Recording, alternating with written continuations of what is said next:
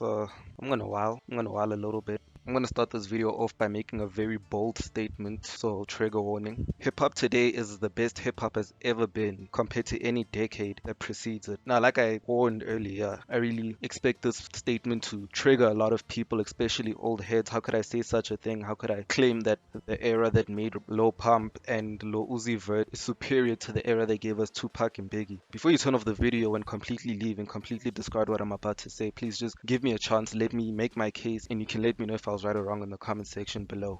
But just as an analogy, I have a nephew, right? Whenever he comes over, whenever he visits, he spends a lot of his time watching cartoons. And a lot of the times I'll sit with him just for the sake of spending time with him and I'll watch the cartoons with him. And one thing that always goes through my mind when I watch these cartoons with him is, wow, these cartoons are bad. These cartoons are whack. They're so unfunny, they're so uninspired, they make way too many pop culture references, and they're all the same. And immediately after thinking these things, I start becoming reminiscent of the cartoons I used to watch when I was his age. I'm talking about your Codename Kids Next Doors, your Ben 10s, your Ed and Eddies, your American Dragons. And I feel really confident in myself when I deem my generation, the cartoons that I used to watch in my childhood, as superior to the cartoons that he's watching today. The point I'm making by saying this is that even at the age of 20, I'm already victim to the old head mentality. And one thing old heads, now I'm talking about hip hop old heads specifically, is that if they become aware of their old head mentality, their negative views on hip hop, there's two things they always need to understand about why they feel the way they feel. The first one being that a lot of their opinions are fueled by nostalgia. The music they used to listen to back in the day is already embedded with a lot of good memories they had in their youth, hence why they're so fond of 90s hip hop or 2000s hip hop. And the second thing they need to acknowledge is that a lot of the times they hate the music of today because they can't relate to the music of today.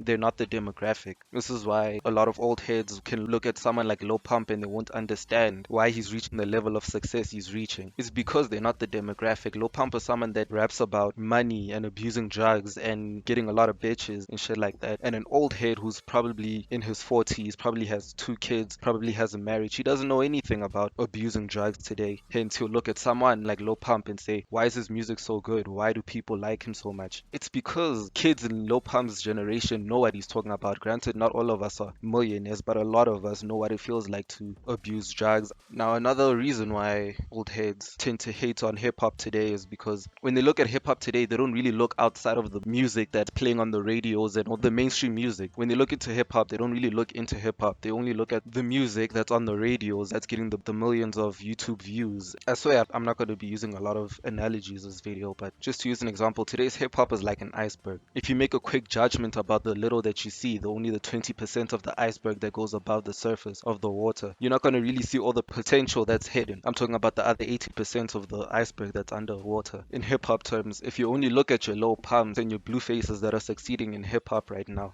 you're blinding yourself of all the potential that hip hop has, all of the talented artists that are worth listening to, and that could be your next favorite rappers. And this leads to my main reason to why hip hop today is better than ever. This is because hip hop has never been as diverse as it is today. Hip hop right now, in my opinion, is the only genre that can literally entertain anybody that's into any genre of music. For example, if you're into rock music and heavy metal music, you'd probably lean more towards to the Scarlords and Low Peeps. If you're into trap music, if you're not really trying to think, you're just trying to turn up in your car or in a club or whatever, then you'd probably listen to Young Thug, Travis Scott, or Migos. If you're an R&B lover, if you're trying to get in your feelings, if you're trying to think about whatever happened to you, then you probably listen to trap soul artists like Bryson Tiller and Party Next Door or Black. If you're a Christian and you're trying to hear music about your faith, but leaning more onto the hip hop side, then you probably listen to rappers like Lecrae or Chance the Rapper. If you're into pop music, you'd probably listen to rappers like Lizzo and Iggy Azalea. And even if you don't want change, even if you don't want to listen to the new genres of today, even if you want to listen to that 90s type rap, that boom bap, that reminiscent old hip hop sound, then there are rappers today that still cater to that sound. Two that come to mind are Joey Badass and Action Bronson.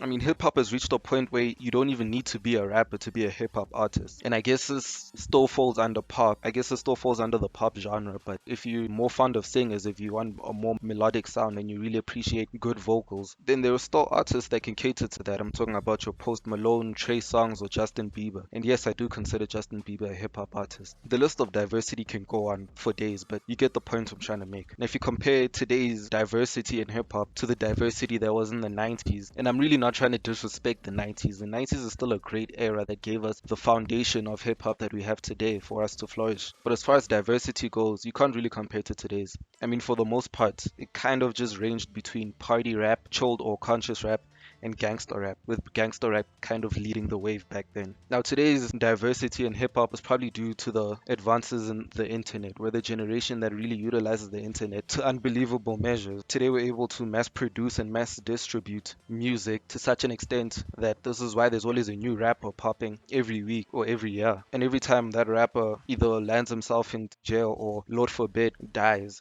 there's always another new rapper creating a buzz and about to take that rapper's place. And this is why I hate it when people say that they left hip hop because hip hop doesn't have substance anymore, doesn't have purpose, or it doesn't even have talent anymore. Hip hop is being ruined by mumble rappers. These are the types of people that are too ignorant and too arrogant to get out of their bubble. They don't want to get out of their comfort zone and go explore new artists and even new subgenres in hip hop. Somebody who absolutely loathes mumble rappers might be fond of Lil Uzi Vert. This person that hates mumble rap so much might be battling depression and doesn't even know that he could be benefiting by listening to certain artists that actually talk about it and give insights, like Low Skies, for example. And another thing that also irritates me is the fact that, for the most part, hip hop has outgrown this mentality of mumble rappers are ruining hip hop, this destructive old head mentality. It was pretty popular back around 2016 when mumble rap was becoming a thing. I remember back when Young Thug started popping because of the song Lifestyle. I was one of the people to hate on him because I didn't understand how I was supposed to like music where I didn't even know what the rapper was rapping about. Fast forward to today, I'm practically one of Young Thug's biggest fans because I actually gave him the chance and understood where he was coming from. This is why rappers like Kendrick and J. Cole even collaborate with these types of artists and make similar sounding type music. So if there's anybody that still unapologetically exercises this old head mentality, it's just due to two reasons: ignorance and arrogance.